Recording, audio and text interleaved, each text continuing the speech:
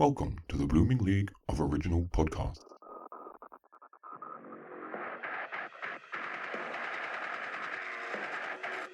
Like quicksand!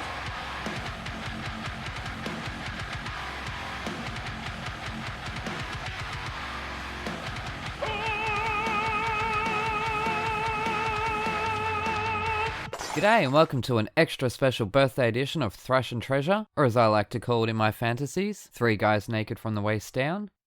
Speaking of waist, I'm Aaron, and I'm joined, as usual, by my platonic heterosexual pod-partnering man friend Gareth. How you doing, kiddo?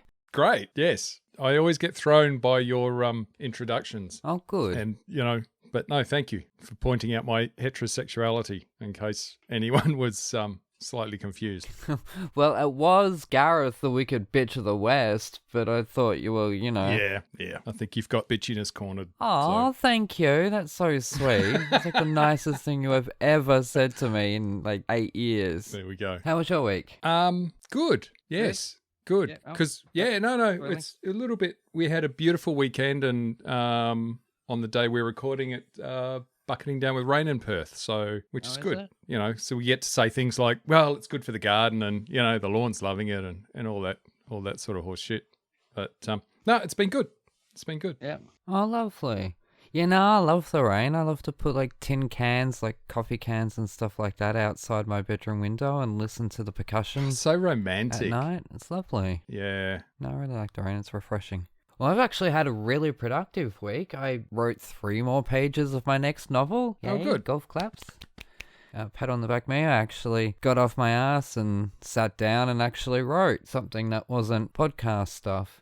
And also, in good news, I've reached 1,000 classrooms with my educational materials.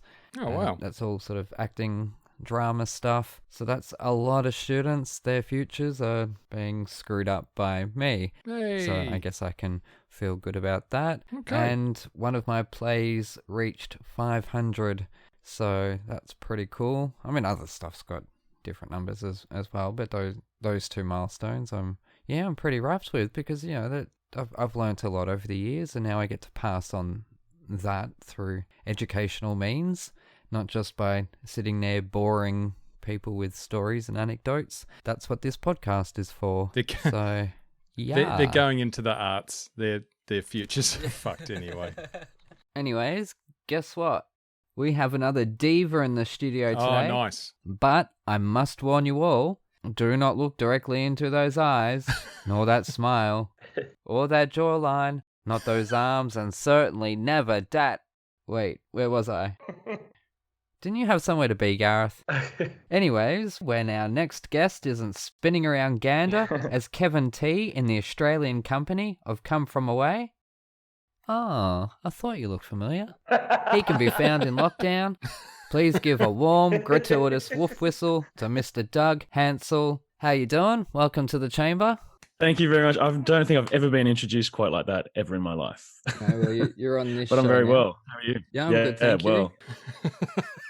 So anyways, you guys are back on stage at the moment. You have been for the past month. I'm sure your fellow Come From Away families from around the world are jealous, and even just the theatre community from around the world are probably looking at us in envy. Absolutely. Yeah, we're lucky. So how did that feel, stepping back out on stage after such a huge, worldwide event, even though it's still going? Yeah, we've been really lucky. We're the first production of Come From Away back on stage, and it's been quite emotional. Yeah, having audiences come back. The very first night we performed in front of an audience was particularly strange because we were back doing the show, and the people that were there were many return attendees, return audience members who wanted to be there, and it was really it was very special, actually. And yeah, we just feel incredibly fortunate. Yeah.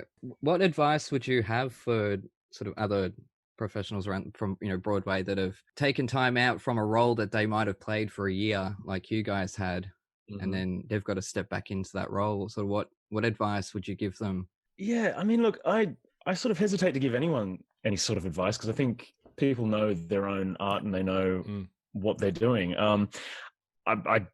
Rereading the script is probably a really good place to start. It's not so hard with a show like this though, because the show is all about community and giving and compassion, and that's a really easy place to slide back into in one regard. I mean, show fitness is one thing. Like, it's the very first time we ran Welcome to the Rock. You get to the end of it and you go, Jesus, like, this takes some puff, whereas if you're used to doing the show in its whole 100-minute format, you get to the end of it and it's a piece of cake. But then the first time back was like, oh wow, yeah, stamina, Yep. that's going to be a thing. So start jogging, people. Start jogging, yeah, or get walking. on the treadmill. Well, I was lucky. I've seen you guys twice. I saw you before the shutdown, and then a couple of days after you opened. So, Right. So you saw it. Yes. You saw it before we shut down. yeah, well, It bookended my my quarantine, really. we went September 11, 2019, because Mum thought there would be speeches that night, but There wasn't. You said earlier, yeah. I can't remember what we did on September 11th, but I'm sure we did something. We definitely did the Pay It Forward campaign, which is Kevin Turf's baby. Yep. But I thought we did have some kind of Q&A afterwards or something. No, I can't you remember did what it it the was. next night. Oh, really? You did it the next night for the next 5 nights. What did we And do? I'm like, well- I don't remember. I don't know. I wasn't there. No, neither was I apparently. I can't remember what we did. I know we commemorated it somehow. It's not a show about September 11th. It's a show Exactly. about September 12th. That's why we would have had the Exactly. Q&A that night. Yes, which is just further proof of what a scatterbrain I am in real life. So I'm actually We had I did the whole Pay It Forward thing, which is Kevin Turf, the real Kevin T. yeah. That's his initiative, and so all the Kevin T's from around the world. There are 5 of us, and we all took part in the Pay It Forward initiative. I can't remember, a lifetime ago. yeah, there's a musical in that. 5 guys named Kev. Yeah, There we Yeah. go. that's he'll make it Big happen. finale. You come out as Kevin Rudd. Yeah, Oh. yeah, or like Gay lumberjack mega extravaganza. That's it. You can keep your come from away costume if you do the lumberjack thing, because absolutely. fair bit of flannel.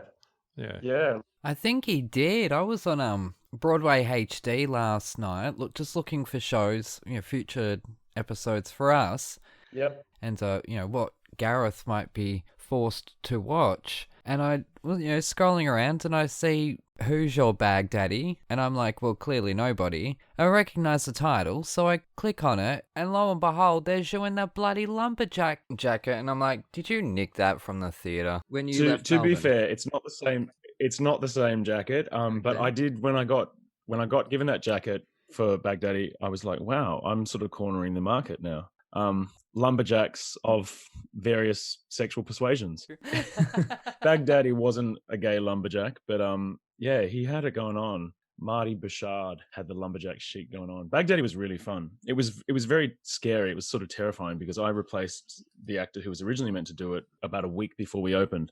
Mhm. And so I sort of had that actor's nightmare of having to learn a show, learn the music, and get it performance ready with a cast of people that have been doing it for 5 weeks. So that was a white knuckle ride. But ultimately, it's a funny show. Like, it sounds ridiculous. The title sounds absolutely ridiculous. No. And no well, way. the first half of it is kind of like, it's sort of this popcorn. It's just this eclectic mix of every sort of musical genre you can think. And the second half, Act 2, sort of really descends into this dark sort of moral place, which is very, it really packs a punch in Act 2, particularly. Like, the payoff, obviously, is in Act 2, as it is with everything, right? It's a great show. But And for those at home, this wasn't actually in a theatre. yeah, it was filmed in a house in Sydney, and 8 actors. We each had a room in the house, and then there was a centralized sort of tech desk where they mixed the sound and the audio visuals came together.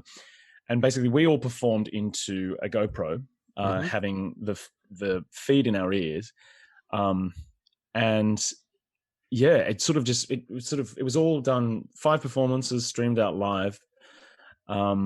It was really quite a remarkable achievement on behalf of the team, because I think it was the first time that had been done.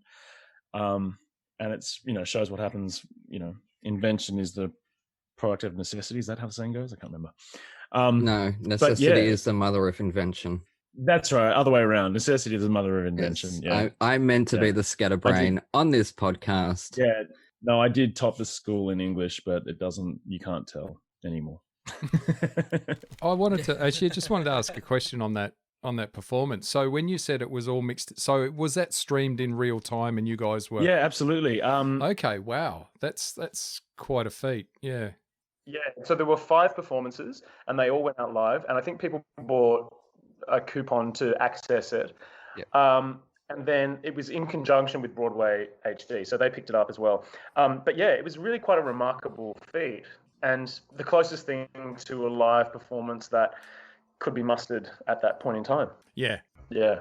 Yep. Now I was thinking not even anything like the same, but in the middle of lockdown, the Wiggles were still producing shows, and they were green screening their performances, and then they were just because they've got their own studios and they've got home studios, so they were just themselves, doing their wiggle dance in front of the green screen, and then whacked it together in post, and it looks like they're all in the same room together. So same similar thing. But what you did was like that times a shit ton harder. Yeah. No, absolutely. Yeah. That's exactly right. I mean, the thing is, I can't take responsibility for the success or otherwise of the show, apart from the fact that I think I managed not to fuck up my lines. Yeah. For me, it was it was a case of getting through it. But I'm also quite happy to know that I can do it. Like, that's sort of, every actor has that thing, like when they're going to get the call that they have 5 days to learn a show.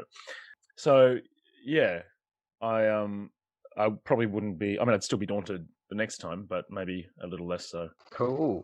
Alrighty, well, we'll move on to metal. I have absolutely no segue there. Right. There's no segue. No, actually, what I was going to say, so was that just streamed and that was the performance, or can you go back and watch? You can now watch it on Broadway. Okay. Yeah. All right. That's where I saw it. Okay. You're not paying attention again, Gareth. You claim that I don't. I retain nothing. No, you I don't. retain nothing. But yeah, now I've forgotten what I was. Oh, that's right. Yeah, that's what Jonathan was talking about. Yeah. With television a couple of weeks ago. It was a couple of months ago. I don't even Yeah. fucking remember. Yeah, a couple of months ago. That's what he was talking about in TV at the moment, in terms of tracking shots and overlaying and all that stuff. And that's what Drew Barrymore's doing in her chat show at the moment. Okay. All right. I didn't know Drew Barrymore had a chat show. Yeah, well, that doesn't surprise me. Right. Okay. Anyways, segue into metal somehow. This week, Gareth decided to impose an album on Doug and I. Would you like to tell everybody what that was? I'm actually, now that I've met Doug and we've had a short chat, I actually feel a little bit bad about this one. And then when I saw Doug's tweet, and I thought, yep, I've got the same face, but for different reasons. But full credit, because for smashing that one out in the gym. Straight, just off the top of my head, I got put under pressure. You need an album, so I just went Lamb of God, because I couldn't think of another one. And then I went back and listened to it and thought quite possibly might be a little bit more challenging, which made me happy for you, Aaron. But then I felt kind of a little bit bad for our guest. So, but I did bestow one of the great albums of 2019. No, it was 2020. This one came out June 2020. So that's how shit it was. You can't even remember. I love this. I love it. Or did or didn't. I don't know. Well, we don't know yet. We don't know yet. But yeah, no, I put it on as I was going to sleep last night, and it sent me straight off. It was great. Can you imagine? Bullshit. You don't do the whole, the meditation sleep scape app. You put on Lamb of God. It'd be worse than eating cheese before bed. Are we not supposed to do that? Exactly. You're not supposed to listen to heavy metal as you're going to sleep either.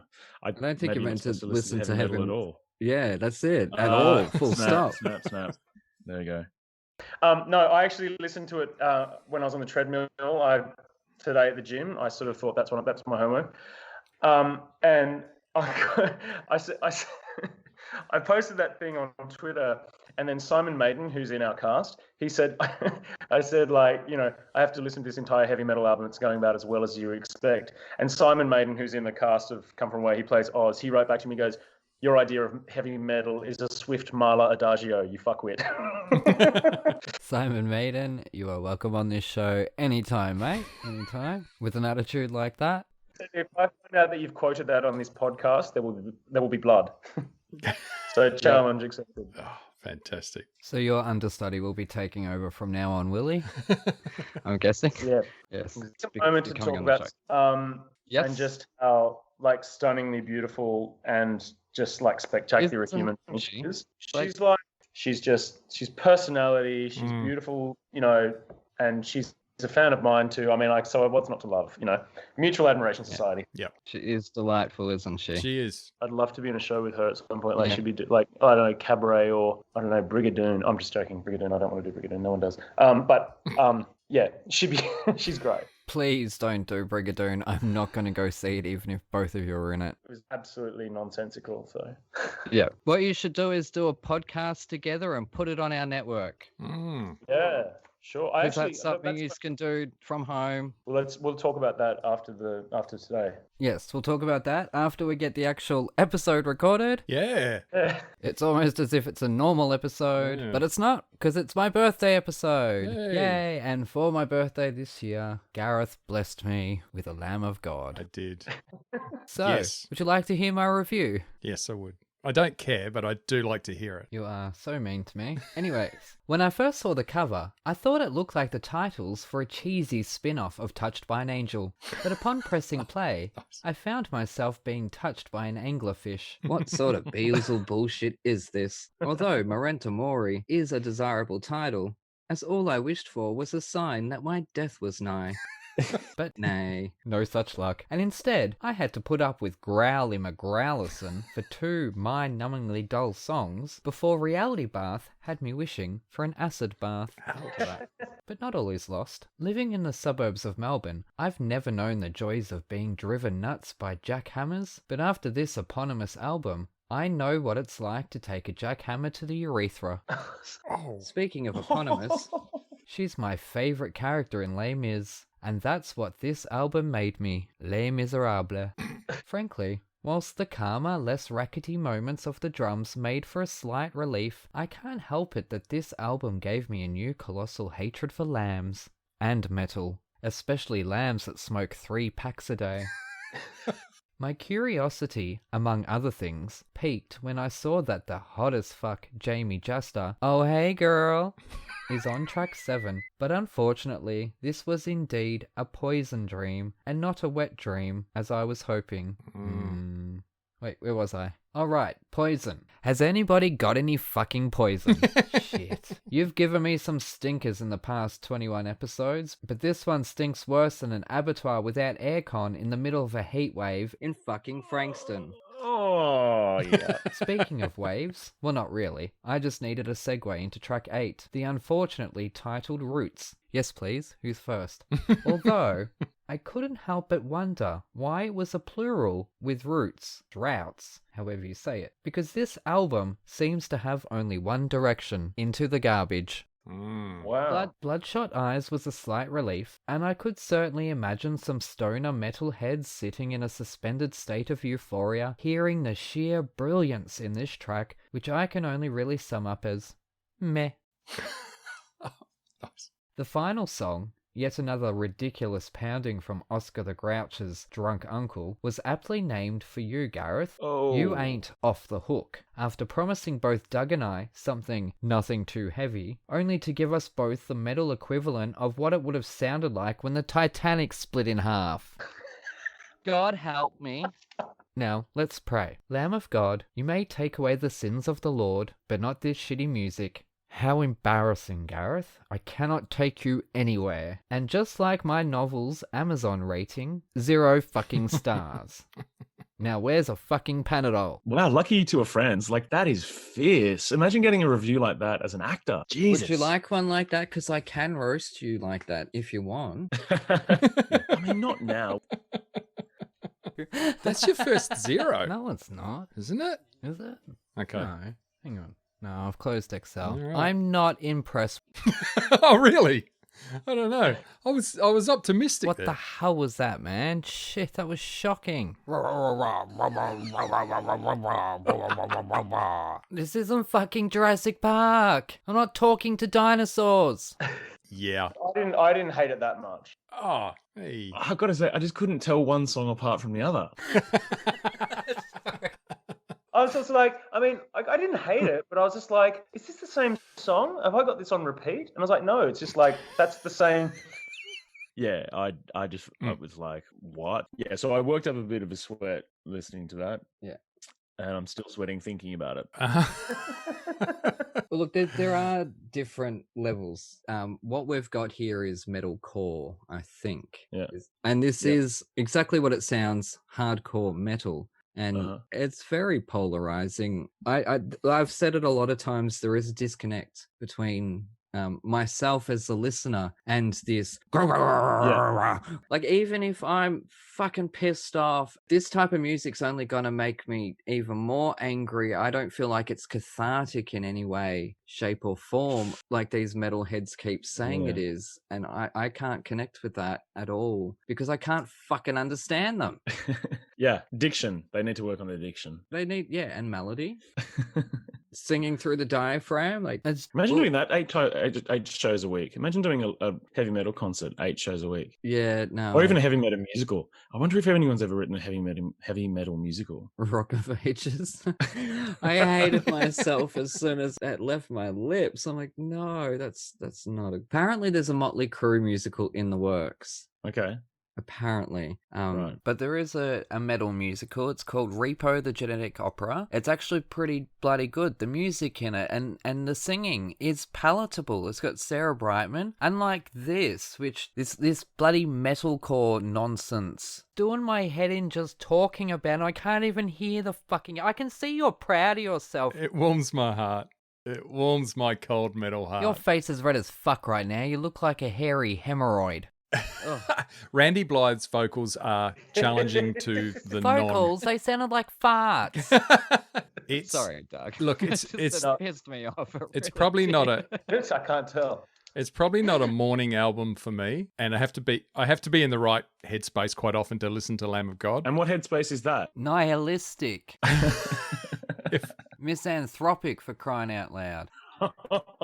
So, wow. To be perfectly honest, if I was on the treadmill and doing like a 10K run, this is my go-to. Yeah, I mean, I've got to say, it was a very good thing that I was moving while I was listening to it because I don't think I could have listened to it sitting still. But at the same time, I don't want to disrespect your musical taste, Gareth, because clearly that's Aaron's job and he's very good at that. But I'm very respectful at that. Thank you very much. Yeah. I mean, the thing, I can't tell what key this is in. I can't tell But to me, like, it's a lot of screaming and a lot of drums. That's sort of what I'm. Yeah. That's what I'm kind of taking away from it. Do you know what? Like, it was a conversation between two blenders. That's probably one of the things I really love about this band and especially this album is Art Crew's drums. Just the drum sound, the way he plays it. It's just jackhammers. It just gets right in there. No, I did some translating of the lyrics though. Well, you don't need to. You can look them up, but yeah. Were there lyrics? Yeah. Yep. Grr, grr, grr, grr means I hate the world. And grr, grr, grr means I am Groot. I am Groot. Nice. Oh, well, that joke died. It did. I thought that was funny, but clearly not. Yeah, no, that was a stinker. Sorry, not sorry. I had not my music. I had the feeling that probably was going to. This one was going to fail. I didn't know it was going to fail so spectacularly. But now I do know because I think I've been fairly easy with some of the picks, certainly vocally. But this is at that more extreme end of the. You'll find these guys on the album music to punch your co-host to. Seriously. Yeah, it's angry and it's raw and it's and it was released in 2020, so there wasn't going to be fucking rainbows and puppy dogs in 2020. Softer parts, sorry. Actually, a friend of mine said this morning that heavy metal fans tend to be people who are actually quite gentle and sweet, and and that makes sense because Aaron's just been a massive prick. And so I kind of because apparently the bitchiness is reserved for musical theatre. Yeah. That's not actually true. Yeah. It's the yin and yang of this show. He represents the devil music, but the soft, stoic, beautiful personality. Yeah. I represent the classical, angelic musical theatre, but I have to, get a bit dirty and be a bit of a bitch sometimes. It's all in fun, and it's comedy. It's all scripted as well. Like, that's the thing, is I actually put a lot of thought into all of this. I don't just sit there and just shit all over a band. I listen to it 10, 15 times. I will learn all about it and watch their music videos. I'll even pay money to these bands and support them on their Patreons and stuff like that along the way. It is about celebrating and supporting the music as much as it is dragging each other into worlds that we're not necessarily gonna like. And Gareth's probably nastier than I am, because I at least make jokes out of it. I am trying to make you guys laugh. He just says, "Oh, I hate this. Oh, I hate that. That was shit." I don't do that. That's not me. That's not what I'm about. I am not a massive prick.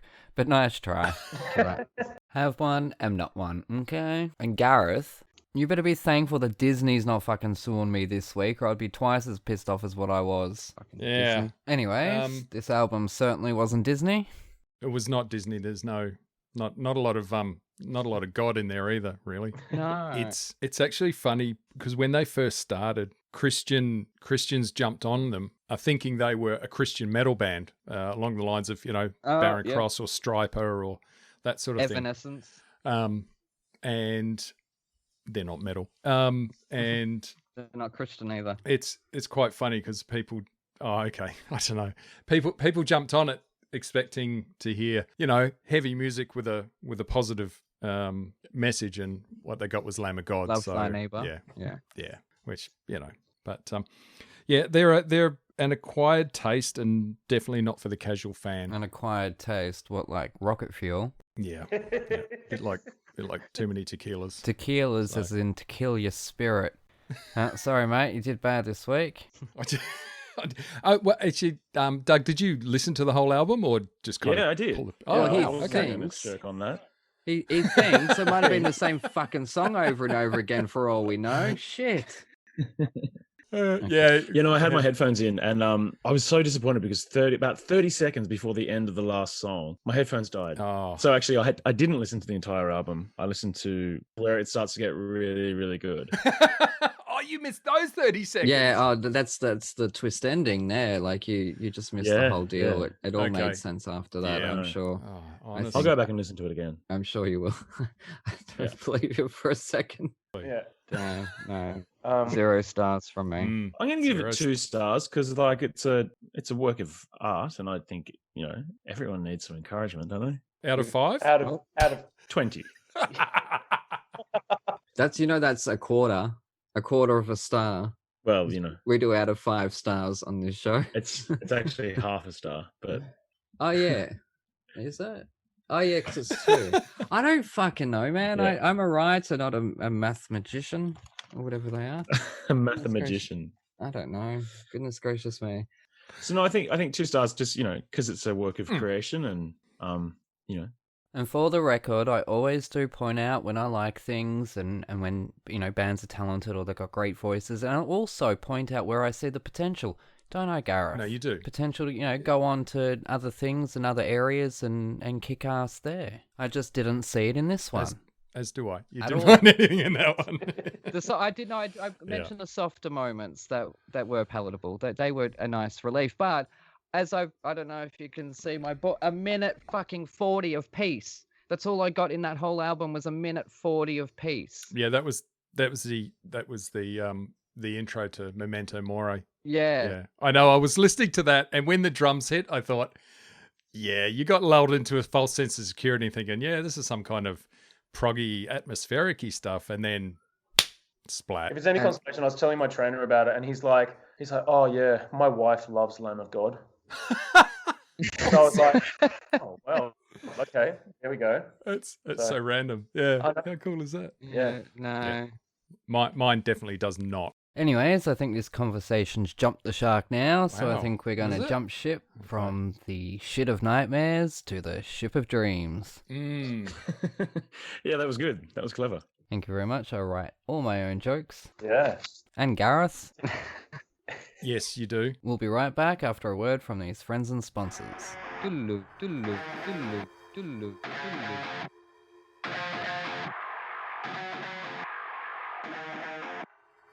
Coming this summer, winter, spring, or fall, the first ever musical theater sitcom, where you go behind the scenes of the latest West End show, the Fosse Forest Ballet.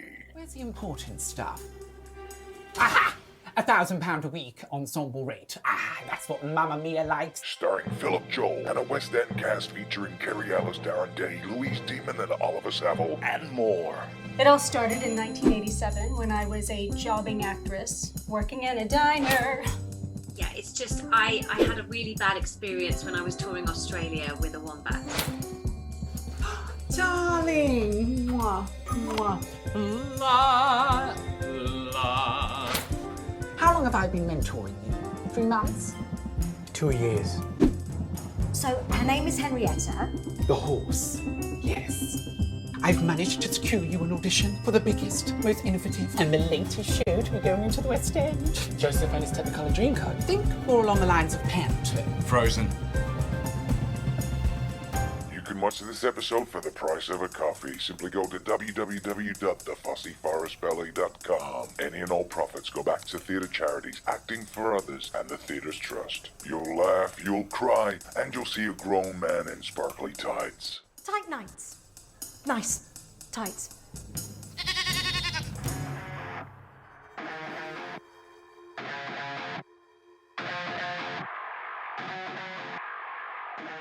Hey, good. Awesome. All right. And we're back with Thrash and Treasure, the Torture Chamber musical comedy podcast that sets out to break the sound barrier by smashing it over each other's heads. I'm Aaron, that's Gareth, and we're joined by Doug. Hello. When this episode's going out, today's date should be the 14th or the 15th, and that was the anniversary of the Titanic sinking, which one of those days is also my birthday, because obviously the Titanic hit an iceberg, and I popped out from one disaster to another. So, Okay. Someone decided to write a musical about it. yes, the great Maury Yeston. And before I get into it, Maury Yeston's genius vision of floating on the ocean, Doug, you were in a version of this. I was, at the Charing Cross Theatre in London. Oh wow, 2016. Yeah, so I came back to Australia to do Come From Away, but before that, I've been living in London for about 5 years. You literally came from away.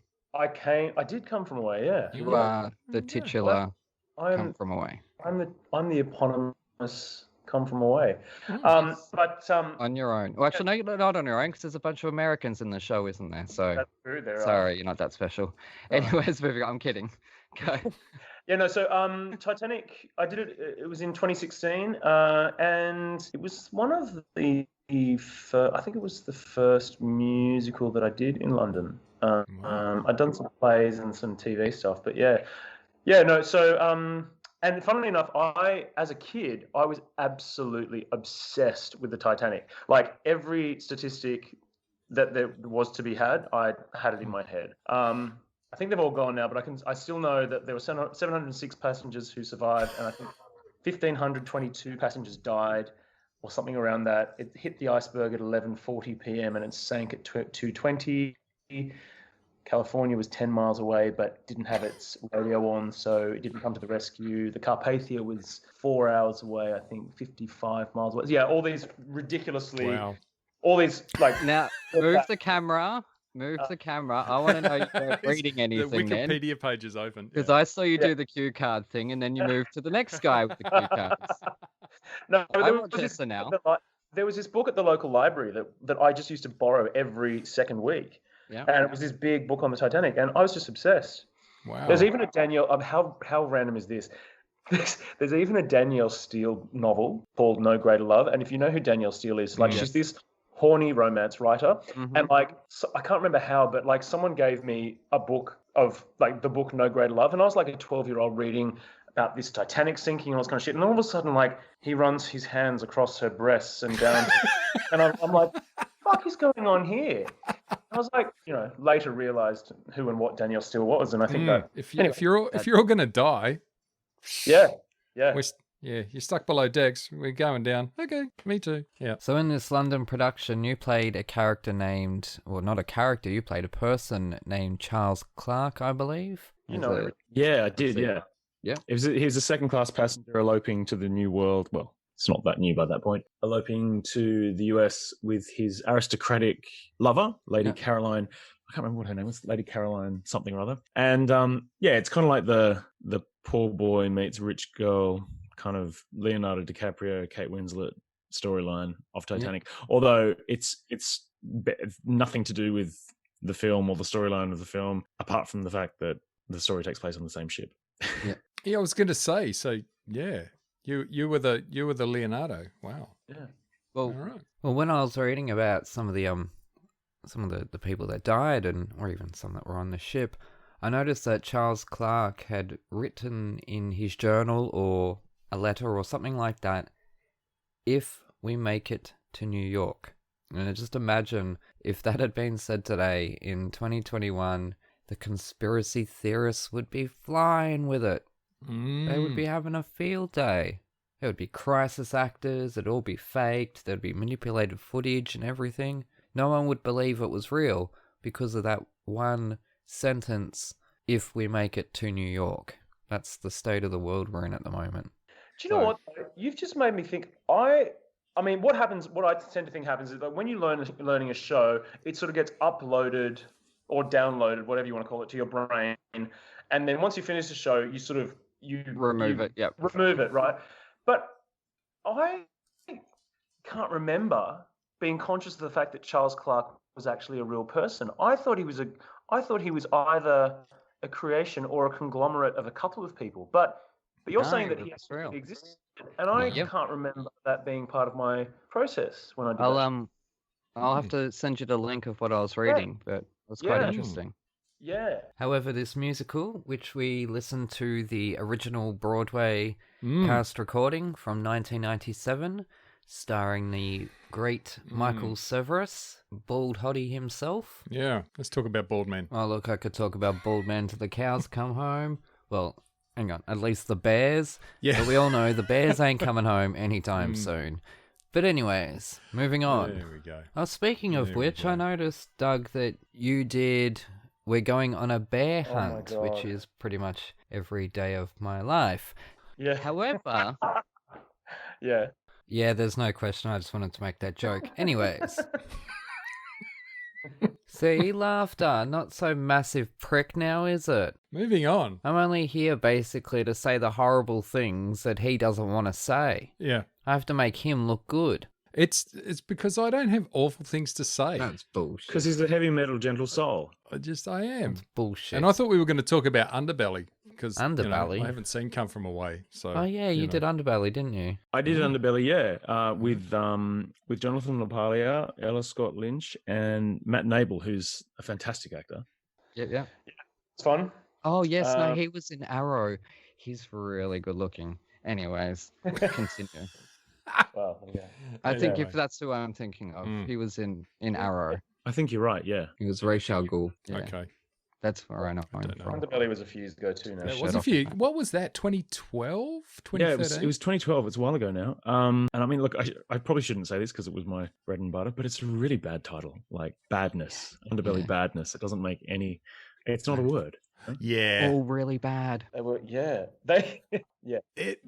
Look, Underbelly, I think, started out quite good. And then it just, by the last couple of seasons, it was like, okay, guys, you're really kind of just dragging it out. I think what happens is that in TV everywhere, but sort of Australia, or maybe the more commercial stuff, is like you come up with a hit and then you do another series and then another series. You just end up flogging it to death. Yeah. And it sort of loses, it's sort of the distillation process. It just gets watered down until, people stop watching it, I suppose. Yeah, it's no longer shiny and new. And it's okay to not keep making the same thing, like sometimes you have to put the thing to bed. Yeah. Like a great example is like Schitt's Creek, right? It's a really interesting series. It's very funny, but they did their 6th series and then they kind of went, no, that's it. That's enough.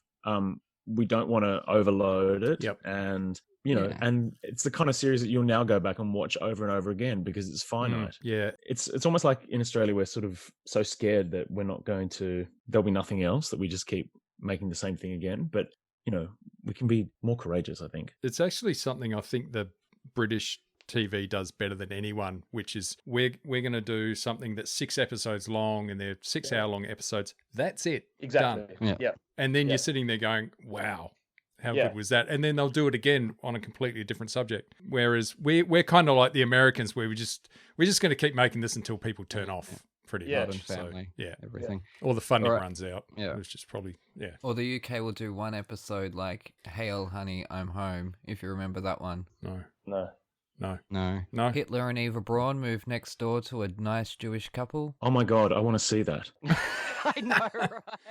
What's it called? Hail, honey, I'm home. You can find it on YouTube, I think. Oh, yeah, we talked about it on this show. Hail, weeks honey, ago. I'm home. Wow. Yeah, it lasted like one episode or half an episode or something like that and got cut off. It was just like Australia's dirtiest home video show from 1996, I think, 1997, which I remember watching as a kid, maybe 11 years old or something like that. Don't ask me why I was watching it. I think I was even watching it with my mum. I think it was hosted by Doug Mulray or someone like that. Doug Mulray. But I remember it got cut off halfway through. I think it was Kerry Packer that was watching it, wasn't it? And he was the one that, he called the network and said, take it off. Yeah.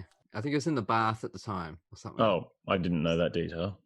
Don't ask me why I knew that as a child. No. That's a bit of a worry. Just went, take that off my station. Yeah. But anyways, back to Hitler. Hail, honey, I'm home. Don't you remember? We talked about it on this show. It was a whole conversation. We did, because I mentioned the book that I read, which was called Look Who's Back, which was a parody about Hitler coming back. Yeah, and he ends up with a nice little Proud Boy following, and Oh wow, happy days. Anyway, from one disaster to the next. Titanic or My Love Life? Titanic. And I actually halfway through listening to this and knowing that Doug was in a version, or what, I don't know what you musical theatre people call it. A production, sorry. Knowing that Doug was in a production of it, and I thought, I wonder how many times, like all actors and creative people do, you just take a job just because you need a job. And I was just wondering if this was one of those jobs. But now he's a Titanic savant with more knowledge than anyone. And I thought, no, I'm pretty sure he did this one because he loved it. So. Right. Okay. So is that your way of giving a 0-star review? Are you getting Aaron back through me? Well, yeah, that's why we invite our guests on, to use you guys as weapons against each other. This is one of those musicals. It's very orchestral. Yep. Which kind of just makes me think of my, love my dad. He's not with us anymore, but just makes me think of him with his classical albums being played far too loud, and enjoying every second of it, conducting in midair, and everyone else just sitting there sort of cringing whilst getting cultured. So it was a little bit, lots of, look, the performances on this one, as just about all musicals that I've listened to, the performances are amazing. There are so many insanely talented people. I don't understand how you can do 2 shows a day, 5 or 6 days a week, and deliver these sort of performances. Because sometimes, vocally, especially this one, there's some really challenging vocals on it. Understudies and standbys and alternates. Oh my! And it's a hell of a lot of fun to sing, I have to say. Those harmonies and big sweeping melodies. Oh yeah, I know, but it's not like you come out, you do a 2.5-hour show. There's explosions, or there's a dragon. You scream your guts out, and you're good for 2 days, and you come back and do it again. You guys are just doing it and doing it. Having said that, I knew the story, because everyone does, because you know what happens. Spoiler alert: they hit an iceberg and it sinks. You know it happens. I wish it happened sooner. But I was really surprised to look up and discover this is only about an hour and 20 minutes long, because it did feel like it seemed it goes on, and on and on. On the plus side, there was no Celine Dion, which was nice. Yes. There is in Come From Away, though. So you'll be happy to know that. Is there? There's a splash of it, just for a moment. Twice. Oh, yeah, which is actually quite Twice. funny. Yeah, because I like Come From Away. I genuinely like Come From Away. Yes, he did. He gave it 5 stars. In case I did. I remember. I did. Yeah, you haven't heard me scream it to the world already. I remember. Yeah. Yeah, it was very long. For some reason, they reprised every song again, and I'm thinking, come on, the ship is going down. Just let it go, and then let's have an epilogue. Yeah, I think I wrote bored on there because I was bored. You know, I've got to say though, Gareth, like when I found out we were doing this and I was going to listen to the heavy metal thing, and I found out you were going to be listening to Titanic, actually I felt bad because I was like, if you hate musicals, this is probably the worst. It's probably one of those ones where you go, this is why I hate musicals. Like listening to Titanic the musical, you kind of go, this is why I hate them. This is why they suck, right? So I kind of get it. So I feel bad. So we're on equal footing now. On the other hand, if you love musicals, you kind of go, wow, this is really clever, the way they've constructed it, the fact they've been able to make a musical out of Titanic. But similarly, like if you'd have said 10 years ago that someone was going to make a musical about the events surrounding 9/11, that would have just been offensive. Yeah. Someone actually made a really good point the other day that, you know, it's what makes Come From Away work is that it's a musical on the peripheries of the events of 9/11. It's not, you know, making a musical about the attack. It's sort of about what goes on the peripheries. And the similar thing, like if anyone's going to end up writing a musical about the global pandemic, it's not going to be about, you know, people dying from the plague. It's going to be about how people got through on the outskirts of it. Do you know what I mean? You can't go straight to the heart of the story. You've got to sort of work on the outliers of it. No, then it just becomes gimmick at the end of the day. Yeah, and sort of offensive and tasteless. It does. Yeah, so I felt bad, Gareth. I'm sorry. Do you know what show you're on, Doug? I get the premise, but I still feel bad. Yeah. It's 2 against 1. That's unfair. That's warfare. That's what it is. It was cruel and unusual punishment. And I went into it karma. I went into it with an open mind, and I do with everything. And I go, okay, just lay it on me. And I've said it before on this show, and there's one thing that I have learned doing this show is, you know, not all musical theatre is the same. Whereas before I did it, everything was Cats and Titanic, and that this is the quintessential musical theatre sound that has always sort of put me off musical theatre. But you know, I can get, and like you say, it's a lot of fun to sing. It sounded like they were having fun singing it. Yeah. As well. And that comes across. So although, you know, it's obviously the Broadway recording and they made sure they got everything right and all that sort of thing. So, but it does sound like everyone's having fun while the ship's sinking. Yeah, maybe fun is not the right word, but like it sits in it sits in the voice in a really beautiful way. Like it's a really beautiful thing to sing. Yeah. And for someone that like grew up being obsessed with the Titanic, it was quite auspicious in a way to end up doing that as my first musical in London. Yeah, but I keep coming back to this, Gareth. I'm really sorry that we put you through this. Yeah, my Schadenfreude has such a boner right now. I don't think we could have found, and this is a pure fluke, that I don't think we could have found 2 diametrically opposite pieces of music or performances than Titanic and Lamb of God. What about a play about like a podcast where there's, you know, 2 reviews being done, and one is of the Lamb of God and one is about Titanic the musical, and the hosts go at it, and you know, or a sketch show that could work. Yeah, there's something in that. What a genius $1 million idea you've got there, Doug. Yeah. Someone should do a podcast about it. Well, my theory is that metal is socially acceptable opera. You could go to a party and put on Metallica or Guns N' Roses, and everyone's going to sing along. You go to that same party and put on opera, and everyone's clearing the fucking room, aren't they? So therefore, it's a lot of metal, and especially the metal that I grew up with in the 80s and the 90s and the metal that I love is the over the top theatrical, and with the operatic style, you know, stylings, especially with, you know, guys like Ronnie James Dio and Bruce Dickinson from Iron Maiden and Rob Halford from Judas Priest, those guys they could sing anything. They choose to sing metal. So, and you look at the stage shows, and they are productions, and there's costume changes, and there's there's pyro, and like I said, the dragons, and you name it, and aeroplanes. So yeah, they're not that much different. And it's funny because we were talking about Sweeney Todd, which I enjoyed the darkness of it. Yeah. And I said, let's put some guitars and drums in this, and this thing's just going to, this could be an amazing rock opera. And there's a lot that I've heard as well that could do it. This is not one of them. This could not be. I don't think you could get away with delivering it without the orchestra pit. So, and that reminds me. When you were performing this, was there the live orchestra pit? You did the chamber version, didn't you?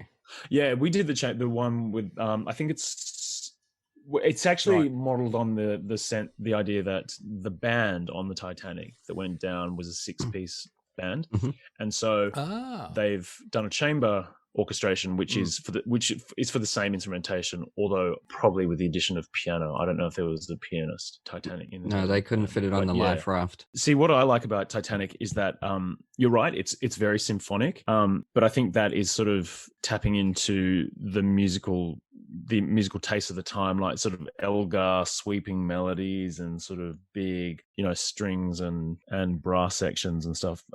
So I like it, but yeah. And fun fact, the man who put together the chamber version of Titanic was an actor named Don Stevenson, who in the Broadway production played... Don Stevenson... Charles Clark. Oh, really? Yeah. Oh, wow. I didn't know that. There was another guy that played Charles Clark that went on to be the resident director for a lot of companies around the world. I don't know if it's the same guy. Yeah, that'd be him. Yeah, that'd be him. Oh, really? Okay. Oh, wow. So he did everything. Yeah, pretty much. I think he's the one that orchestrated the chamber version. And then, right. Okay. Yeah, I'm pretty certain it was him. There we go. Yeah. That's why I paused, because I figured that it should be the first name that comes to you. No, I've downloaded that. That's 5 years in the past now. I didn't mean to be presumptuous. I have some thoughts. I wrote not a review, but I've got some thoughts, if that's okay. Now, Aaron, did you know? Yes. Okay. I did, but I've always kind of had a love-hate relationship with it. When you look at something like Les Mis, which is, an overblown tourist musical, the music in it is fucking fantastic, and it lingers long afterwards. There's that dun dun dun dun dun dun dun dun dun dun dun. That it gives you the spine tingles that whole time. So, but this, I don't feel like it has that iconic theme that lingers all the way through and long afterwards. It's a good point. So, my problem with Titanic is, unlike how I commented on with Faith No More, there doesn't appear to be a running key theme or motif throughout the whole show. The opening launch scenes feel like a mishmash of sounds that never quite come together, quite like the ship and New York City. Yeah. Too soon? Yeah. Too soon. But wait, there's more. There She Is catchy, and the melody of I Must Get on That Ship does play again through First Class Roster, and that's probably the most catchiest melody in the whole show, but it's unfortunate that it's ultimately overshadowed by the lesser quality Godspeed Titanic, which really should have been that big, lingering theme that made you remember it. Ultimately, all of this combined leaves me out in the cold, much like how Rose left Jack. Oh. Too soon? Too soon. For the record, after these two albums, I'm starting to think that Jack got the better deal. Ooh. Oh, wow. That's harsh. And I've always thought that Albuquerque was Albuquerque. Oh, yeah. But Yeah, I see what you did there. Yeah, look, I don't know. I quite like.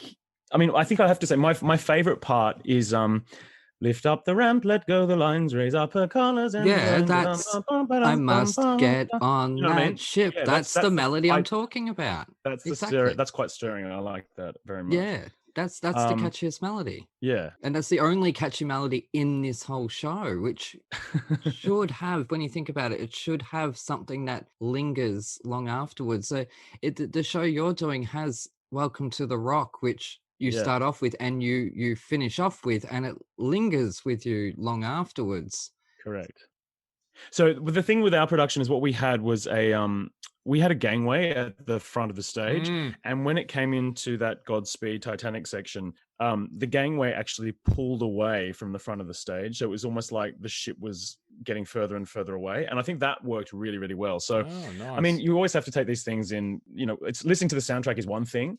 So it's an altogether different experience when you have the music and the visuals of what's happening on stage, and sometimes what doesn't read musically in one sitting, seen in its whole, makes a whole lot of sense later. All right. Mm-hmm. Well, obviously Titanic sunk for Gareth. I give it 1 out of 5. What's the 1 star for, Gareth? The one's just for the talented individuals who appeared on it. So absolutely, everyone gets to share the 1 star amongst themselves. The ensemble get the star. So no, this is the thing. It's not for me, and I'm not gonna, and it bored me, and I wrote down, I have the same expression as Doug listening to Titanic, and I wrote that in my little notepad there. See, I think the thing is, like, anything that's got the musical in the title, like Titanic the musical or Mamma Mia the musical, like I think that thing needs this just needs to be done away with, because if it doesn't stand on its own as a work that is identifiable in and of itself, I think the caveat just it's a bit lazy. You either need another draft, or a better publicist, or a more engaged audience. Yes, that and the unauthorized parody musical. I'm sick of them. They're coming out of the woodwork now. There's the Friends unauthorized parody. There's the Cheers unauthorized parody. Really? But that's the thing. Like something like Friends, like how would you even cast it? How would you cast Friends the musical? Oh, I mean, unless you're going to get iconic. Matt LeBlanc to make a return to form, like those characters are so identifiable with the people who played them. Like. It's just like I don't think the world. Do we need Friends the musical? No, I don't think we do. No, we don't need it. Got a pandemic. Yeah, do we know if Matt can sing? Can he sing? Season 1, Joey does Freud the musical. My youngest daughter would see Friends the musical, but she's 15, so yeah. It's at 15. I loved Friends, and 14, 13 years old. I wouldn't have seen it then because it wasn't a legitimate thing. It's not some official product. It's just some cheesy parody ripoff that's going to be all tongue-in-cheek and deliberately wink-wink, and how friggin' boring. But see, the thing is, like, something like Les Mis, stands on its own. Like, it's kind of... You have Les Mis the musical, Les Mis the movie, and, of course, Les Mis the novel. But you don't need to sort of qualify each of them. Yeah. Kind of...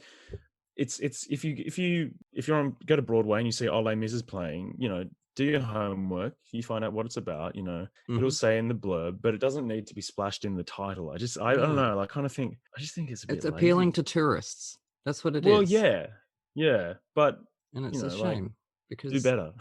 I completely agree. And a lot of these movie musicals that they do, Billy Elliot, I think, stands on its own without the musical tagline attached to it, in my opinion, because it's such a fucking good show and so well staged. Legally Blonde, I thought, was much better than it should have been. It just reminds me of, like, you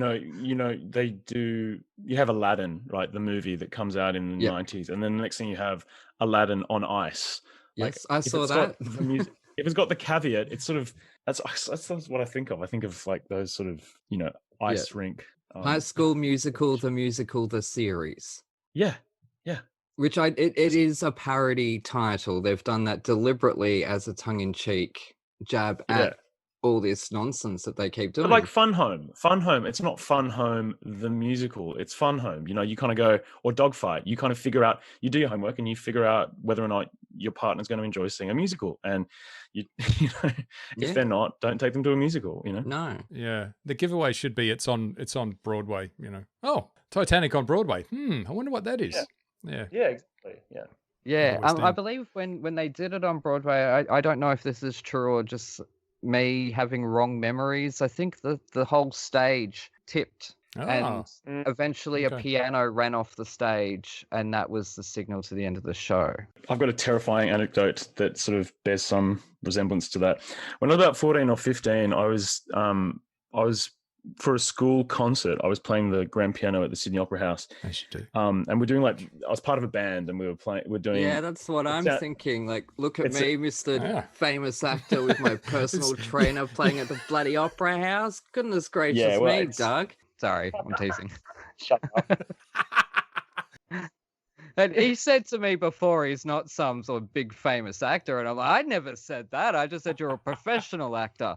Right. Yeah. So I'm teasing you. It was you. a high school, combined high schools concert. Don't get too Yeah, excited. yeah. Anyway, you were headlining. You know it. You just don't want to admit it. I wasn't. But we were playing this sort of Gershwin medley, and I had to start Lovely. the entire piece. Like there was the six combined singers, like 600 singers behind us, but like 8 of us were in this band, and I had to start the piece with a roll at the bottom of the piano, and as I hit the keys, the piano started to move, and I think I'm pretty sure it still is, but if the concert hall at the Sydney Opera House has a very, very slight downward rake or upward rake, depending on which direction. That's a slope for the cavemen at home on Team Metal. And and as I played, it started to move, and I had this kind of nightmare like idea that it was going to go falling off the stage and crash into the front row and kill like half a dozen people. And but somehow some stagehands saw that it was moving, came and locked the wheels, and it was all fine. Probably what they should have done in the first place if they were doing their job properly. But that was terrifying. I don't know why I'm telling this story apart from the fact that the Titanic piano. But did you keep playing? Did you play on? The band played on. The band played on. Yeah. Yeah. You know, there's a multiverse out there, or a world out there where that piano did roll off the stage and you killed somebody's grandmother. Nice work, Did Doug. I kill them, or did I don't know. The There's probably a stage. different. Yeah. I mean, that's a really sobering thought. Thanks, Aaron. That's all right. I love that alternate universe thing. I think there's an me alternate too. universe in which I was on the Titanic. I died on the Titanic. That's not a good universe. That's not a good. It's not a one. good dark alternate universe. No. But, Even if you survived it, you'd be dead by now. You'd never be able to do Come From Away. Or you wouldn't have been able to do Titanic on stage because you'd be too old. Exactly. You would have been what? I'd be in a casket. Considering all the men that died on the Titanic. So and funnily enough, this plays into your theory, Gareth, that all male characters in musicals are dipshits. Yeah, if they were that fucking smart, they would have survived, wouldn't they? I do have that theory. Not all, but there's. I mean, you just keep giving me musicals with dipshit males in it. So yeah, did you like that movie? A nice pleasant turn. Did I like the movie? Yeah, Titanic. Titanic. Yeah, as a Titanic savant. Oh, when I was I came out when I was 16. So it had titties. I loved in it. Of course, at the time. We all loved it at the time because it had at titties the time, in it. Yeah, we're all teenagers. Yeah, and Leonardo and Kate getting it on in the back of a Ferrari or whatever that car was. Something. I have no idea. You know what we should have done? There's another show that you might like, Gareth, which maybe we should have got you to listen to instead. Parade by Jason Robert Brown. He loved the last. Quite like that one. Well, yeah, he loved the last Jason Robert Brown one we did. Oh, which one was that? What was that? 13. Oh, fuck off. Oh, really? Okay. No, I did not. No, I didn't. Do not listen to that episode. It's terrible. No, I want see what I want, and we talk about this so much on the show because I genuinely really enjoy the musical, but I'd really love to see a local Perth production or a touring of Come From Away because I would literally take anyone to see that. It's so funny because they're announcing all these other ones, and I mean, Hamilton's supposed to be coming. I'm not sure what's happening with that. And they're making all these big deals about all these other musicals. And I'm thinking, there's just one that I really want to see. And So you haven't seen Come From Away, Gareth. You've only had the soundtrack. I gave the album 5 stars. Right. I didn't realize. Now I think I will tour to Perth because it's not a huge show, so the theaters are big enough for it. Yeah, so I got a few. Obviously, we've moved on from Titanic, but I got a couple of questions for you. Why didn't I pick the full Monty? Sorry, that was a joke. Not right. I got 2 men on my screen. Of course, I'm going to. Okay. Gareth, don't do that. You look like a Dave Letterman. Was that a musical? The full Monty. Yeah. Yeah. Yeah. That was a stage. Yeah. Really? It was called The Musical. Yes. Okay. There's a giveaway. Yep. It was a joke because I had. Never mind. I went over your heads. But Gareth lightly touched on this before, but what roles have you taken purely because you've needed the paycheck? That you've looked back on and you've just gone, why? I mean, you know why, obviously, but why did it have to be? Can you even answer that if you want to work again, though? And before we find out that juicy answer, we're going to throw to a quick ad break. We'll be back in a moment with Doug Hansell.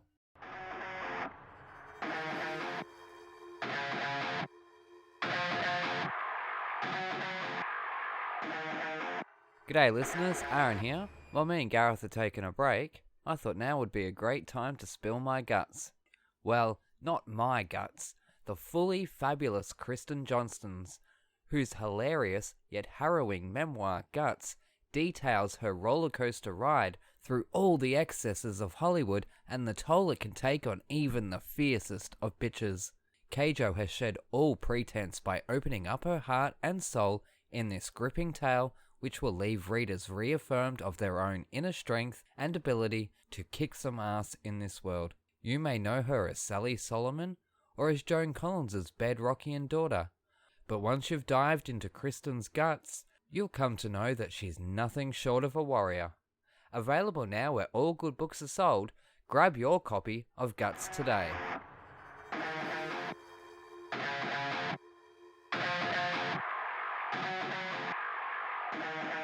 There is one show. Oh no, actually, there are 2 shows that I don't put on my CV. One was it was years ago. I think more like 12 years ago at least or something. And it was a remount. It was a co-op, so it wasn't even. I don't think I was even getting paid for it. But it was a remount of a show that had previously had some really great actors that I really respected working on it, and it had a great team and everything.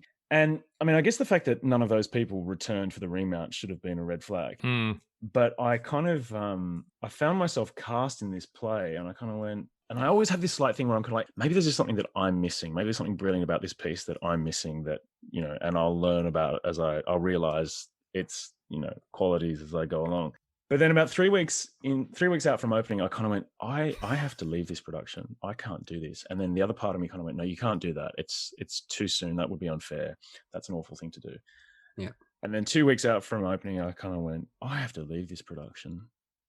And the same thing again. I went, you can't do that. That's just same thing a week before. I was like, and basically through the entire process of rehearsing the show, I was trying to wrestle with whether or not I could get myself out of it. Mm-hmm. And then got to opening night, and it was like I was the lead, so I was going to cop I was going to cop all the flack for it anyway. But it was just so badly written, and kind of there was parts of it that were really quite offensive and misogynist and just really icky stuff. And on the opening night, I remember vividly kind of having this feeling of halfway through the show, just feeling my feet turn as if to walk off. Like I was about to walk off stage. It was that bad, and I had to do everything within my power to stop myself from walking off stage. Thankfully, no one saw it, and it's been confined to the dustbin of history. Well, that's not true. We've so got the YouTube footage right here. No, you don't. No, sorry. No, and so that's one I'd like to forget about. The other one I did was a show, and at the time, I was told, and I think this is true, that it was the biggest budgeted show ever put on at the festival, something like in excess of $400,000. Wow. Now that sounds ridiculous, but That actually sounds, now that I think about it, that sounds too ridiculous. That can't be right. But it was, whatever it was really, really expensive. And had just had everything thrown at it.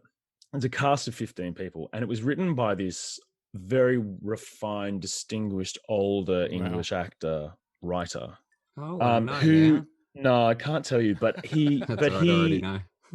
he insisted that it was going to be this huge thing. There was all this interest in it already, and blah blah blah blah blah. And we got to the opening week, and there were 15 of us in the cast, and we just, at one point, I don't know how it happened, but like in an act of synchronicity, we sort of all just turned to each other in this one moment, and almost at all at once, sort of said, "This is shit, isn't it? This is really bad."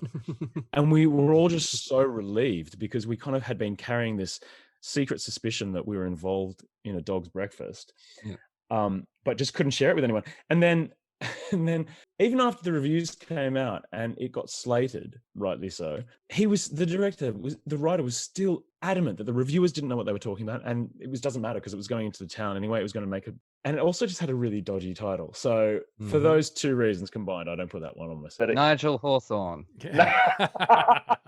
I don't know. I just pulled that name out of my ass. Is he an actor? No, I know he's an actor.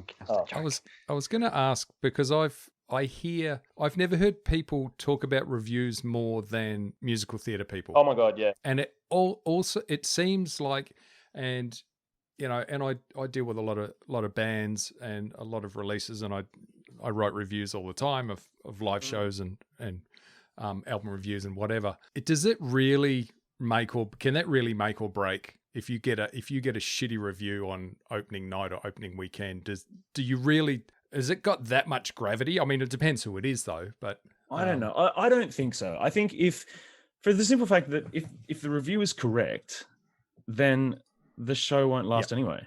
And if the review is positive, then the show will already have attracted its own kind of its own following. I mean, here's a funny fact: when we opened Come From Away in Melbourne the first time, The Age gave the show, I think it was either 3 or 3.5 stars out of 5.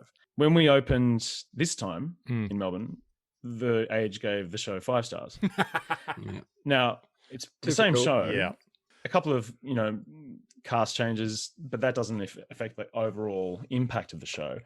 You could say that the circumstances surrounding the return of the show gave it different resonance, but it's still the same show. So, and I've got a feeling that it might have even been the same reviewer. I can't remember. But like, obviously New York has a really strong culture of theatre criticism that is really academic and kind of in tune with they're rock stars in their own right. Yeah, exactly. Like, theatre reviewers are known entities in New York. And it's similar in the UK. It definitely is similar, like Michael Billington and people like that. In Australia, I don't think we have. I mean, there are a couple of exceptions. There are a couple of really fine theatre reviewers, but I think the problem here is that well, now we do with this podcast. Well, with this, yes, absolutely. Yeah, that doesn't count. We're a relatively small industry by comparison, and so everyone sort of knows each other, and I think it becomes a bit dangerous when the critic, and I'm not suggesting at all that the critic can't be part of the fabric. They are an essential part of the fabric, but I think when they start factionalizing with, these are the actors they like, and these are the designers and directors, and they become involved in. Well, I think they've got to own that bias and sort of and acknowledge that it may or may not exist. And I think there's nothing wrong with that, but I think it's when agendas start, when you can't actually see the work for itself. Yeah, I mean, I know in the Australian metal scene and certainly in the Perth metal scene, I know a lot of people and I'm friends with lots of the bands, just because we go to the same gigs, and I won't. Yeah, look, most of these guys, they're not signed. They finance their own releases, all that sort of thing. But I won't review their albums because it's not fair. Because if they're my friend. And I think, and I've said it before, I get sent a lot of stuff, and if it's not in my genre, I'll flick it on to someone else. Because if I don't like it, because I don't like the music or the style of it, that doesn't mean it's a bad album. But I'm not going to do it justice by either bullshitting or burying it. So yeah, and also like there was a couple of years ago. I don't know if it still exists. There was a review. I think it was called "Shit on Your Play" or something, and like that's just like what a funny title for a review. Like, is that what you're setting out to do? Are you turning up to the performance wanting to hate it? Yeah. And if so, where's your contribution? I mean, I don't know. That might have been hate a gimmick, tweeting. Maybe. Yeah, I mean, I might not have understood the gimmick behind that whole review pay blog, but the other thing too is that everyone is a reviewer these days. Like people just blogs and write blogs and that's it. So it's distinguishing. It's like press. It's like any media. You know, distinguishing what is real media and what is opinionated, kind of static. Just a question about Titanic for both of you. Oh. Which one of you two is going to draw me like one of your French girls? Wow.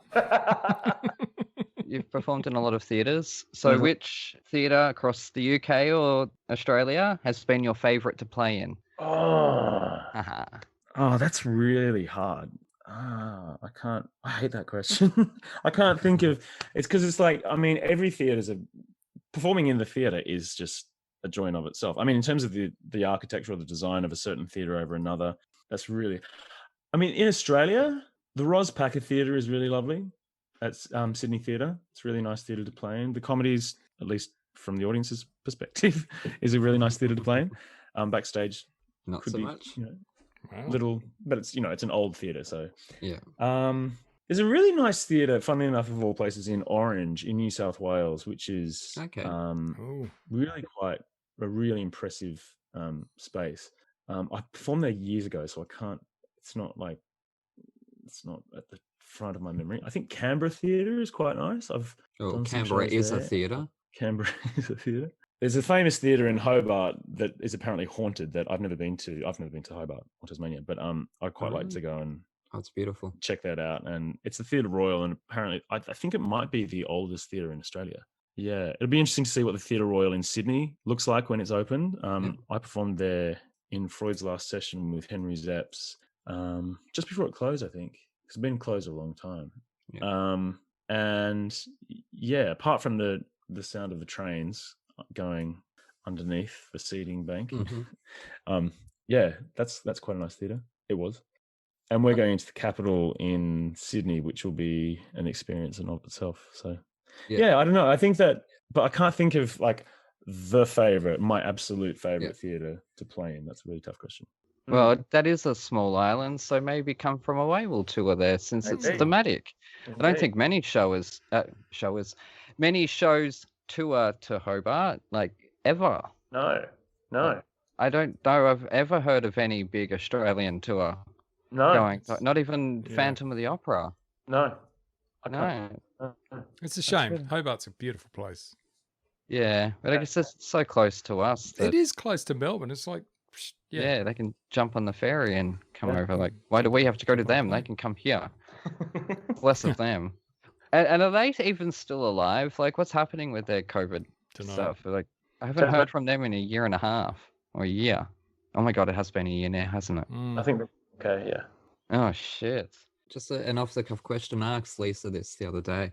Do you feel, because Come From Away, it has been, and I've seen a lot of theatre, as I'm sure you have, and I don't know how many standing ovations you've given in your lifetime, but for me, I've given one, and that was Come From Away, right? Oh, wow. Even Billy Elliot, which I cried all the way through Act 1. I don't know why, like what a fucking sook I am. That just, the staging of it, the way they interpreted it, I was so swept up in the theatrical nature of it.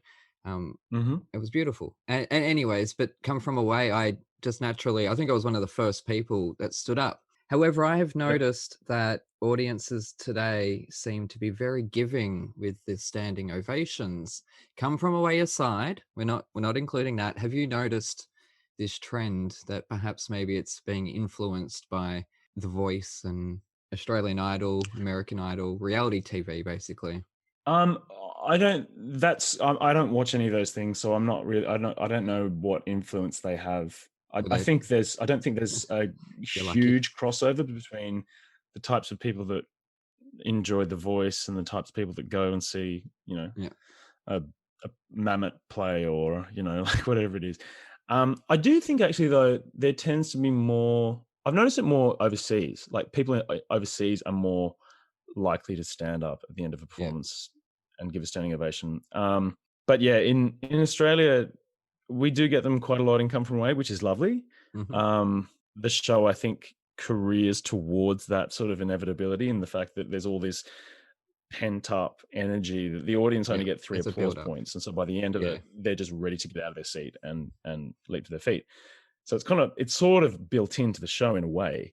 But you guys, you guys are on a marathon in that show. Yeah.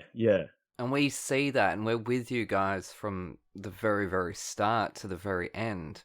Oh, Miriam Margulies tells this really funny story that she was out here doing her Dickens show, and she got to the end of it. It's a one-woman show, and she said, I think she told this on the Graham Norton show, but she's said it in private too, that she was some theatre in regional Australia, and the entire audience leapt to their feet at the end of the performance, except for this one woman in the front row who's just sat there, Yeah, I've heard this. And and Miriam goes, literally during the curtain call, she goes, "Why aren't you standing? Everybody else is standing, but you're sitting down. It's rude." And the woman apparently turns around and goes, "I stood up for Derek Jacobi. That's my limit." And Miriam goes, "Well, that's fair enough." It's a good. I love her. Whether or not it's true, it's a good story. She is, isn't she? I love her. Is there anything else you wanted to segue in your career? Writing, directing, costume making? I think directing is probably an inevitable next step. I've done some directing at colleges, like drama schools and things like that. But that's, I think directing is certainly, I think, in my future. I'm doing a bit of writing now. During lockdown, during the pandemic, I've been doing some writing. I've been sitting on this story that I've wanted to write, a play that I wanted to write for a number of years about an Australian musician and his complex relationship with Australia and his mother. And it's a biography of someone, but it's so that's sort of exciting. But I think the thing that directing and writing give you that you don't always have as an actor is control over what you're doing. Like you should have a certain amount of autonomy once you're working on a role, but in terms of process and what you're able to do, writing and directing give you a bit more of that sense of agency, I think. Yep. And not costume making? Not costume making, no. Although can't sew. My friends have actually recently gotten me into I'm very late to the party, but my friends have gotten me into RuPaul's Drag Race, which I just you are late to the race. Watched. Yeah, I know. Wow. But those queens need to know how to sew. Like if you can't sew, you're not gonna get very far in the competition. That's it. I don't watch TV, but I do watch Drag Race because they are so incredibly talented.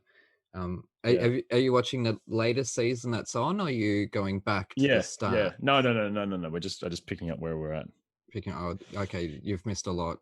You've missed a I'll have to go back when I'm time. When I'm retired, maybe. So we'll call it now then, because it will air before the finale. Who's going to win, according to Doug Hansell? Oh, see, this is the thing. Now I have to out myself and say I've missed a couple of weeks' episodes, so I can't remember. Is Rosé still in? Yep, Rosé is still in. Is Candy Muse still in? Yes. I said that hesitantly because I think I've just spoiled something. But okay, we'll go with Rosé. Go with Rosé. That's your answer. Rosé's been fucking fierce. Right. Yeah, you go with Rosé. Awesome. Yeah. Gareth doesn't watch it because he's homophobic. Yeah, that is why I don't watch it. Well, that's why I haven't watched it thus far as well. Yeah.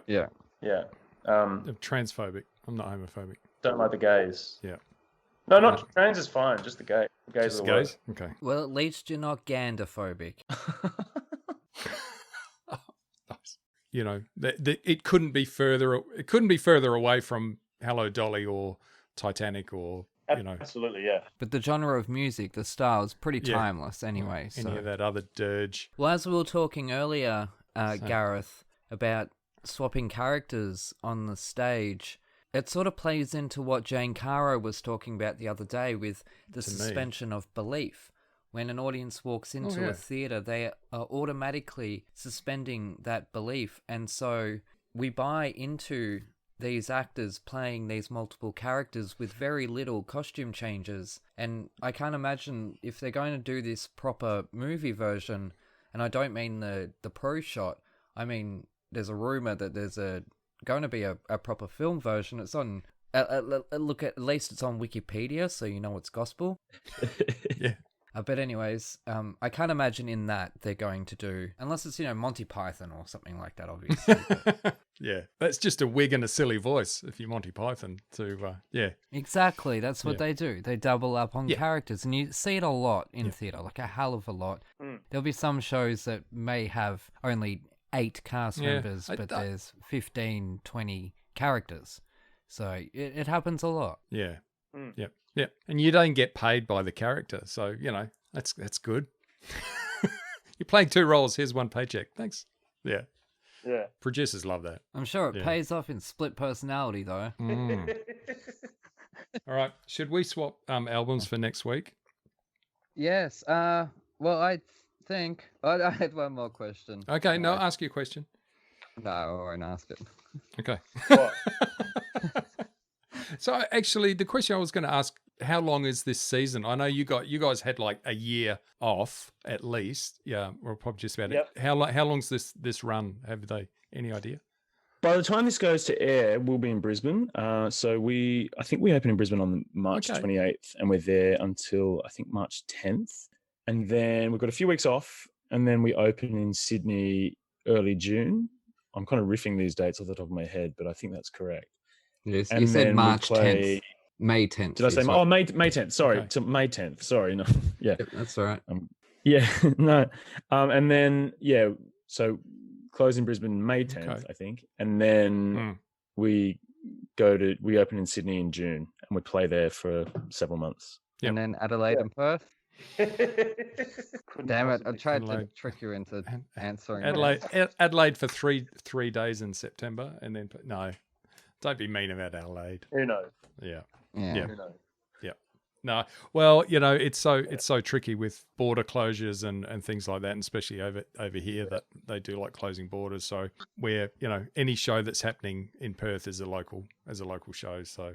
It's the same with gigs. It's all local stuff, and there's promoters trying to sort of do tours, and they're announcing it, and they've got dates, and then you just see it all. Just I sort of sitting there when they're announcing 2021 tours, and I'm like, I'm not. I can tell you right now, Guns N' Roses and Kiss are not playing in November 2021 in an Australian tour. Yeah, it's not. Yeah, keep your money, kids. So, yeah. Yeah. Mm-hmm. Go to Come From Away instead. Save your money. Can't see that. Now you guys in Melbourne at the moment doing 9 shows a week. What the fuck? Obviously to make up for lost time. For the lockdown. Yeah. Well, legally Obviously, you're only allowed tiring. to do 8 shows a week, so we get every cast member gets swung out. It's called being swung out for one show so the standby will take over. So we are still only doing 8 shows each a week, despite the fact that the production is being staged 9 times a week. Yeah.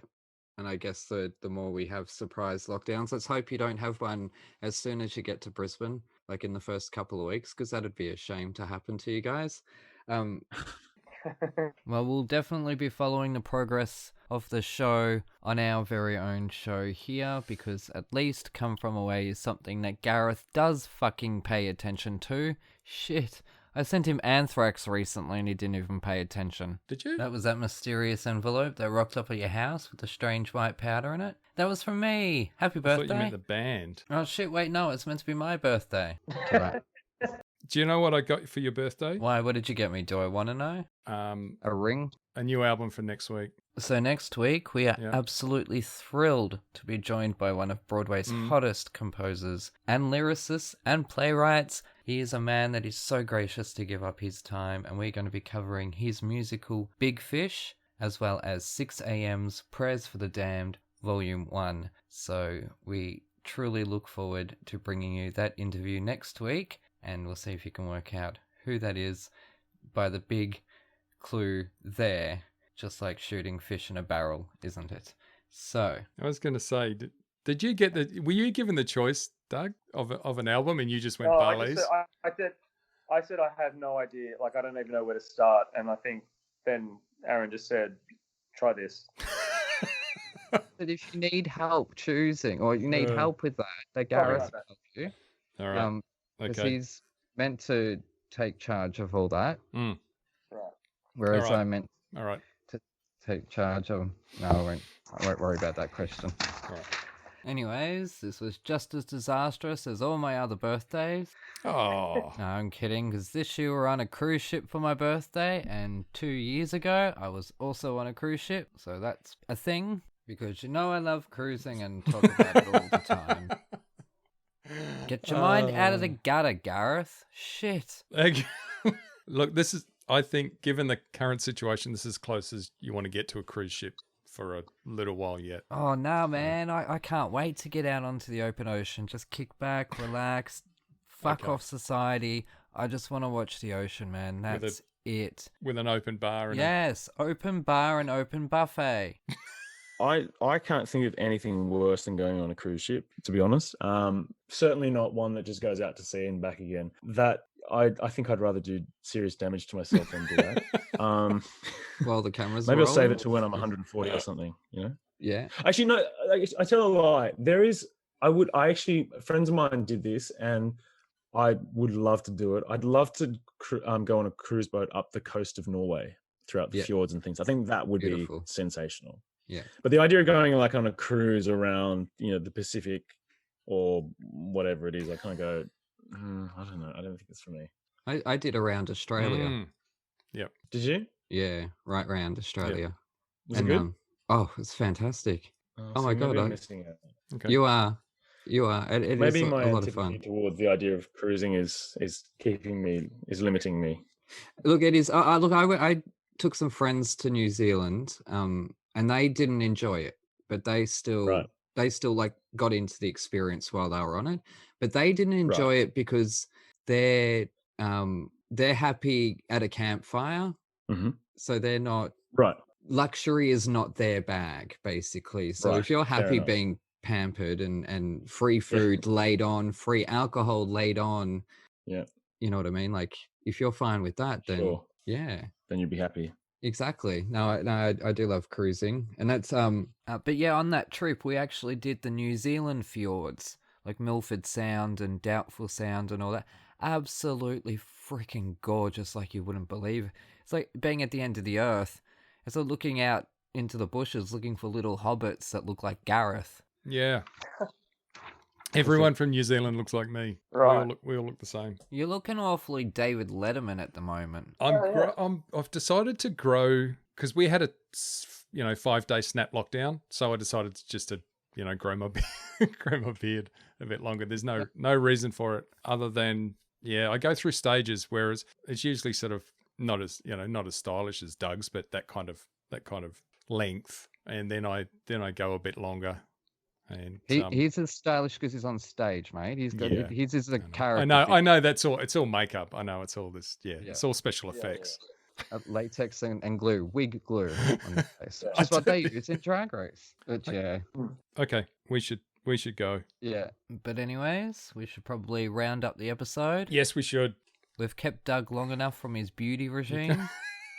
I don't know. It's been great, Doug. Thanks so much for coming on. Thanks for being a great sport and actually listening to the album. I didn't think you'd make it all the way through. So you've been. I did, didn't I? I mean, I will say I never will again. But I would chalk it up to life experience. How about that? No, don't let him ruin it. I'd hope you'd come back. Yes, because you seem like you've had a good time, and he's done this deliberately, Gareth. Don't you worry, mate. We're at the start of a war. We're about to go full throttle. Next week, we have a Broadway composer. Game on. After today, after what he did to you, Doug, I'm fucking pissed. How dare he do that to my guests? Look at him. Ditto. He knows he's done wrong. No, ditto. I reckon it's got to give me street cred. Absolutely. It's got to give some kind of street cred. Possibly. Yeah. Now you won't have an awkward. Now you've got a conversation opener with your personal trainer's wife. You won't have that awkward silence thing. So yeah. I know. Yeah. absolutely. No, but anytime you want to join us again, or you got something to plug, or whatever. Absolutely, You know, what, have you got anything to plug now? Obviously, if you're in Sydney or Brisbane, get tickets to come from away. Yeah, that's the plugging that we're doing right now. And where can people find you on the socials? Yeah, my Twitter is just Doug Hansell, very straightforward. And my Instagram is What's Up with Doug. Yeah. What's Up good. with Doug. Well, the show will follow you. I don't run it. Once this episode goes to air. Great. Anyways, Gareth, got anything to plug? Head over to wallofsoundau.com and you can... You're bing bong bonging again. It does that every time I go to plug myself. Can't hear a bloody thing, Elsa. You're frozen up. Yeah, it does that every time I plug myself. So, can you hear me? Hello? Barely. Really? You're frozen. Have I frozen? Anyway, I'm okay on my end. No, so frozen still. I'm okay. No, at least it's not a derp face this time. Yeah. Anyway, head over to Wall of Sound AU. Fucking NBN. Yeah, it's because. Thank you. It is. Yep. Anyways, your recording will be fine. You just go ahead. That's what I'm trying to do. Yeah. Okay. Anyway, shut up. Head over to wallofsoundau.com and you can check out all my writings and musings and all my listings and yeah, so do that. Alrighty, you can follow us at Thrash and Treasure on Twitter, at Thrash and Treasure Podcast on Instagram, at Thrash and Treasure on Facebook, and also be sure to buy the Toniston Tales and read the Toniston Tales and then go online and you can rip shit into them, because at least then I'll have had your money and you can rip shit into them. We all win. Excellent. Support musicians, support live theatre, support stream theatre, support the arts, and be good to each other. Be nice to each other. We'll be back next week with one of the most funniest episodes we have ever recorded. I am still recovering today from it, so... Oh, and happy birthday to me! I'm 36 today. Fucking kill me now. Happy birthday, Aaron. Oh yeah, happy birthday, Aaron. Oh, thank you. No one took their shirts off. It wasn't that happy. So I'm going to go and sulk. I don't... Yeah. Yes. I think you're pretty... Yeah, I think you dodged a bullet there with me, so... Anyways, all right. That's it from a huge thanks to Mr. Doug Hansell for joining us. Thank you to Gareth, my co-host, and we shall see you next time. Hooroo. Bye. And... Fantastic.